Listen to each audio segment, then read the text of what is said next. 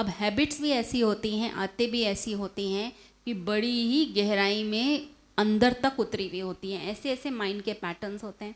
अब कुछ लोगों को आदत हो जाती है गुस्सा करने की, तो वो क्रोध करते जाते हैं। अब लोग बोलते हैं कि ये तो क्रोधी है, कोई भी बात होता है तो एकदम तुनक मिजाज, एकदम गुस्सा कर देता है। अब कुछ लोग होते हैं धन के लोभी, धन को देखते ही, पैसे को देखते ही उन्हें तो लालच आ जाता है। ये भी एक बड़ा गहरा पैटर्न होता है अंदर। कुछ लोगों को आदत होती है निंदा करने की, चुगली करने की। अब किसी के अंदर कोई बुराई है ही नहीं, लेकिन निंदा करने की आदत हो गई, चुगली करने की आदत हो गई। अब जैसे ही कोई सहेली मिली, दूसरे की बुराई शुरू कर दी कि इसने तो ऐसा किया, या उसके घर में ऐसा होता है। ये भी एक तरह की आदत होती है। ये भी माइंड के पैटर्न्स होते हैं जो हम खुद अपने अंदर बना के बैठ जाते हैं। निंदा चुगली का पैटर्न बना लिया, या फिर नेगेटिव सोचने की आदत। हर समय ही नेगेटिव सोचना। कोई आपके भले के लिए कुछ कह रहा है और आप सोचते हैं ज़रूर इसका कोई फ़ायदा होगा, इसने ज़रूर जो है कोई फ़ायदे के लिए मेरी प्रशंसा की, या मेरे पास ये व्यक्ति आया है। शक करते रहते हैं लोग, एक दूसरे के ऊपर शक करते हैं। ये सब क्या है? ये ऐसी गहरी आदत के पैटर्न्स हैं जो आपके अंदर बने हुए हैं। इन सब आदतों के जाल से अपने आप को मुक्त करना होता है। बिना इन सब चीज़ों के मुक्ति के, इनको सुधारे बिना आप नहीं सोच सकते कि आप जो है पूर्ण शांत होंगे, पूर्ण आनंद की प्राप्ति होगी। कहते हैं कि एक साइकेट्रिस्ट थे, एक साइंटिस्ट थे, विलियम जेम्स।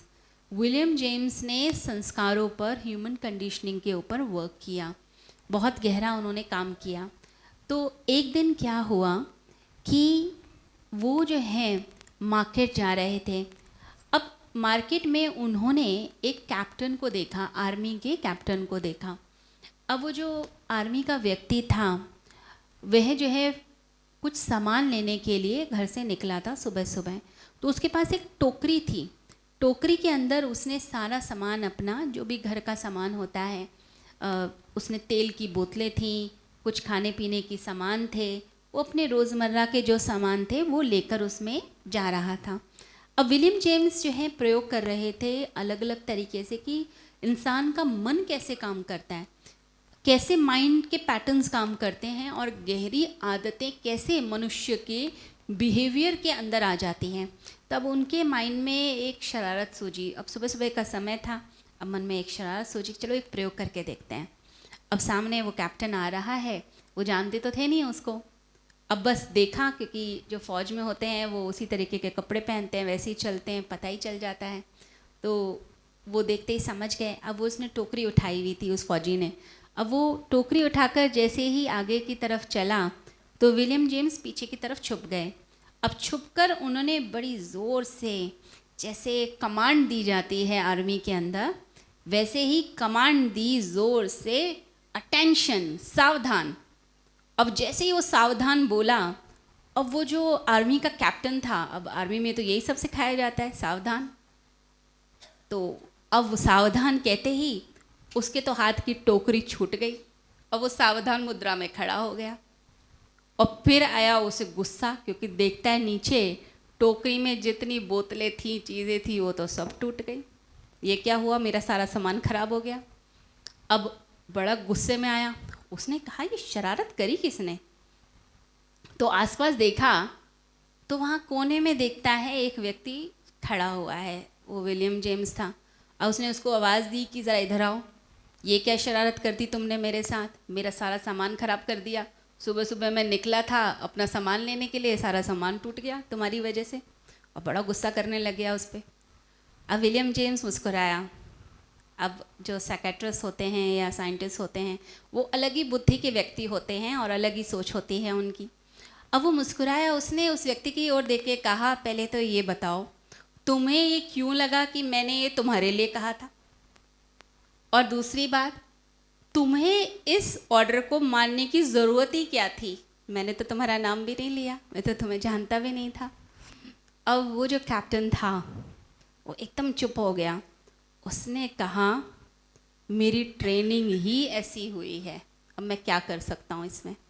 मुझे सिखाया ही यही गया है कि सावधान बोलो और एकदम स्ट्रेट खड़े हो जाओ, टेंशन में।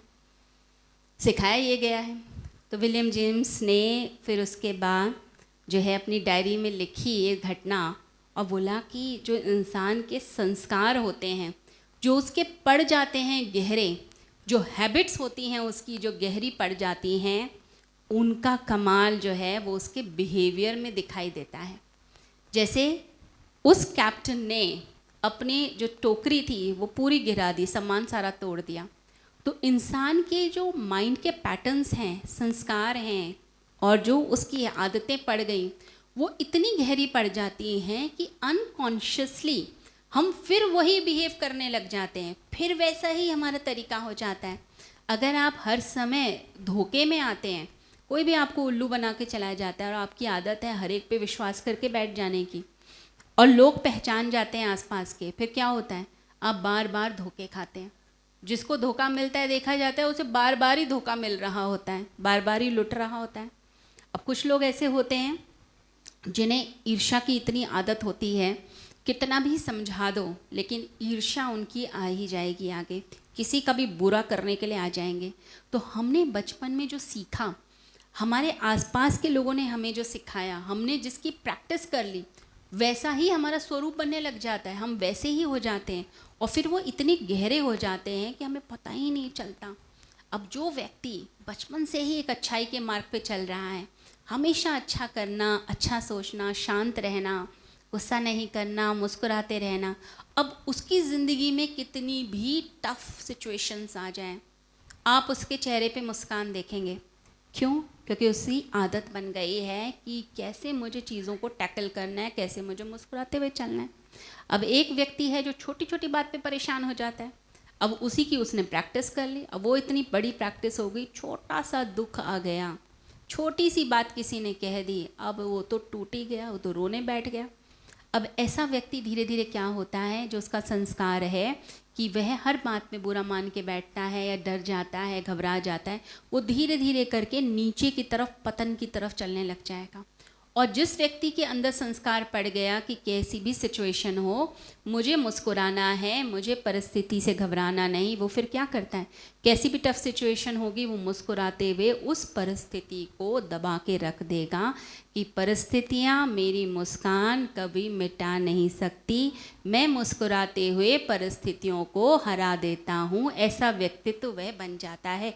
तो ऐसा व्यक्तित्व हम सभी ने बनना है।